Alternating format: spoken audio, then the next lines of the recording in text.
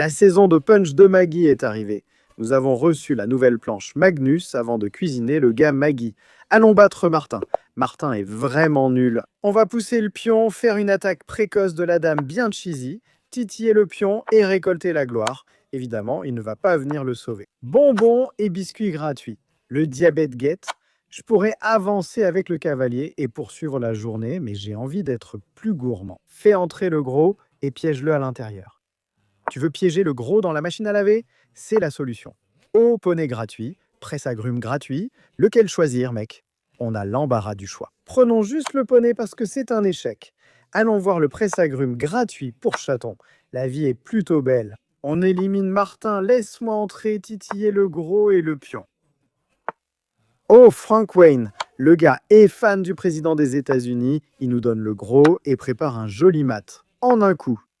Il tente de le sauver sans succès. Il ignore que la dame est là pour elle. Il l'admet. Triste noix de coco pour Martin. Jean-Jacques Bott. Poussons le pion, plus d'attaque précoce de la dame. Il est temps de monter le cavalier, sortir le presse-agrumes et mettre notre foi dans la vie à l'italienne. Allons-y.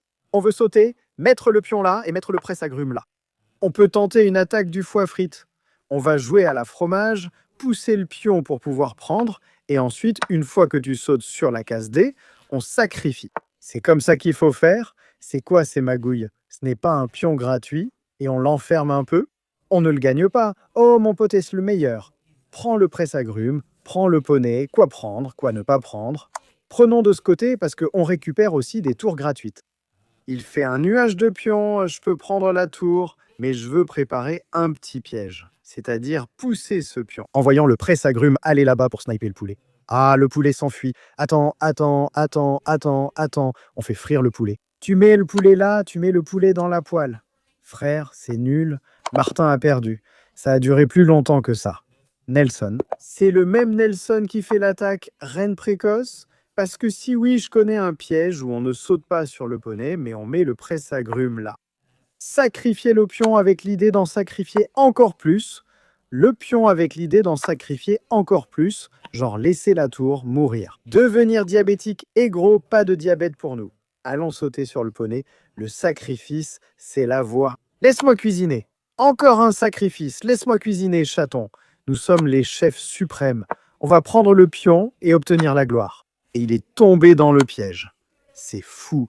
On a sacrifié toute la tirelire et on a gagné. C'est trop troll. Pion en est 4. Je déplace le pion, grille le Wally avec l'éléphant. Poussons-le, il prend. On saute dedans sinon, d'accord, donc la grosse est dehors, on va l'inviter à entrer pour la piéger. Vas-y, prends le bonbon, deviens diabétique et gros pour ne pas t'enfuir. Prêt à rocker et faire des bêtises avec le cavalier? Je ne sais pas ce que prépare ce cavalier. Il peut sauter, mais roquons.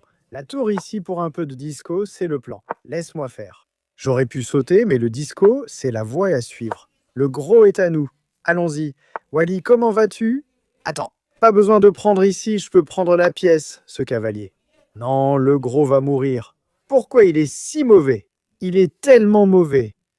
Il est vraiment nul, mec. Il était censé être à 1900. Bref, allons-y, prenons le bonbon, on est la reine dans Bing Chilling. Presse-agrumes dit, pas de rock, il peut placer la tour ici pour épingler. Ça n'a pas d'importance, ça meurt avec un échec. Il peut mettre la tour ici. Pour des histoires de dernière rangée, mais il n'y a pas de dernière rangée. Prenons le pion. Il peut le prendre, mais tout va bien. Il prépare une attaque sur la dernière rangée, donc développons-nous. Aucun échec n'est autorisé. Le cavalier ne meurt pas car il a la défense. Laisse-moi te titiller. Tu veux manger le pion? Qu'est-ce que le cavalier prépare? Il fait vraiment des sauts bizarres, je ne vais pas mentir. Prenons juste par ici. On veut prendre là, si on peut. Je viens de réaliser que la tour avait vraiment envie de bouger. Je l'avais un peu oublié. Oups. Piégeons quand même les tours, il est vraiment mauvais. Que dire? Je prends ici, il prend là, puis cherche des histoires de dernière rangée. Je sens qu'il peut même sacrifier le gros. Mais bon, si je vais là, on ne peut pas prendre ici, non? Quelques histoires de clouage gagnant. Alors gardons la vie simple. Sauve la tour, prends là et gagne, mec. On s'amuse beaucoup trop à harceler ses bottes. Bref, laisse-moi avancer mon pion pour qu'il n'y ait pas de problème de dernière rangée. Même si le pion meurt, le presse-agrumes va quelque part pour l'attaquer, tu peux manger le pion. Franchement, je m'en fiche. Laisse-moi pousser le pion et juste prendre les dés. Je veux aller là-bas. Oh, il sacrifie carrément. Ouais, le bot est à 1800 Elo, peut-être que 800. C'est même trop. Genre, Martin jouait mieux que ce bot. Il nous donne la grosse dame dans les 5 premiers coups. On mange, on place la grosse pièce pour attaquer. La tour le protège, donc pas de friture pour lui. Il fait juste frire le poulet. Même ça meurt avec un échec qui meurt avec un échec. Frère, comment il peut être à 1800? Il est tellement nul, mets-le à la poubelle. Ça, c'est la poubelle pour le chaton. Je n'ai pas envie d'analyser la partie. On a 4,25. Il était tellement nul, on lui a donné un bonbon, il est entré chez nous et il s'est retrouvé coincé. Alors Vakek, c'est qui se passait? On a roqué. On est un tout petit peu mieux. La grosse dame s'enfuit, la grosse sort le dé. On aurait pu sauter avec le cavalier. La tour n'est pas mal ici, la dame est morte. Ouais, le presse-agrumes ici était un choix, mais il est parti par là, puis il est allé de ce côté. Comme pièce libre, gros libre, vie libre, il est temps de cuisiner le petit boss, grand boss, pas petit boss. De toute façon, on plane. Il est temps de préparer Maggie en 2 minutes. Plaçons notre foi dans la vie d'éléphant. Je peux déjà prédire l'avenir, parce qu'on a joué exactement la même ouverture contre le Père Noël. Et ces boss idiots jouent un peu toujours les mêmes ouvertures. Le Père Noël est allé avec le gros ici, il joue le poney, là, c'est bon, on peut l'épingler, le sauter et roquer. La vie simple de l'éléphant, c'est celle qu'un idiot à 2000 élos jouerait. Pas de souci, mais le gros en poussant, ils ne pourront pas le prendre. La fête du presse-agrumes et du poney arrive et tu prépares le coup. Allons-y. À partir de là, ça se complique. Avec la tour et le presse-agrumes ici, tu ne peux pas sacrifier, car après chaque prise, il peut défendre. Tu dois connaître la théorie de l'éléphant. Tu pousses le pion ainsi, invite à prendre, puis place la tour ici, il prend. Toujours content de sauter parce que les pièces sont prêtes à frapper. Allons-y. Et c'est la théorie que personne ne connaît.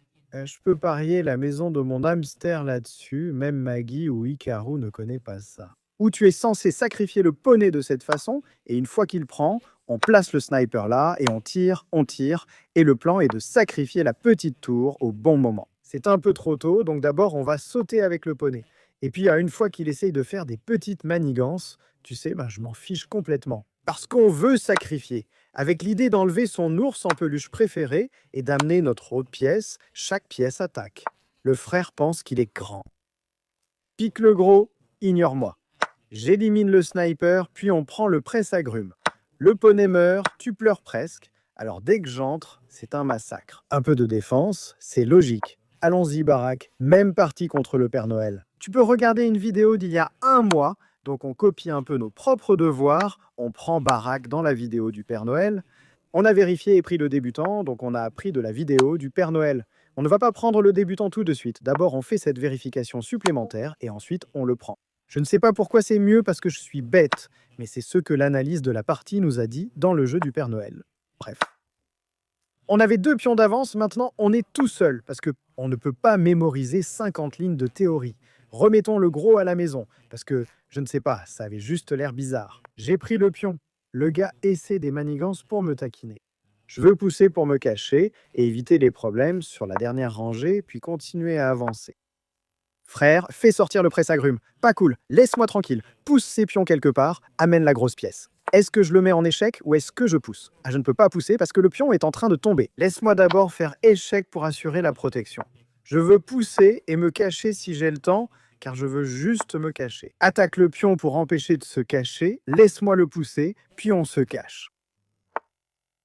Je ne peux pas l'enfermer. Mais la pièce tombe, donc je devrais d'abord chercher du matériel ici pour l'empêcher d'agir comme il veut. Évidemment, on ne peut pas aller là-bas. Il y a une pièce gratuite qui tombe, on ne peut pas se permettre de faire des erreurs en ce moment. Bref, il a poussé le pion. Je peux y aller pour un angle de clouage, mais je pense qu'il va placer la dame ici pour un angle de découverte. Comme l'a dit un certain diplômé idiot, mieux vaut prévenir que guérir, donc pas de découverte pour lui. Il va chercher un clouage ici. Double attaque là. Mais en mettant chaque pion sur une case noire, est-ce qu'on peut devenir un peu fou? Je sais que je voulais pousser le P pour obtenir la D, mais je peux aller ici. La dame ne peut pas prendre parce que le cavalier est perdu, et s'il prend, je reprends.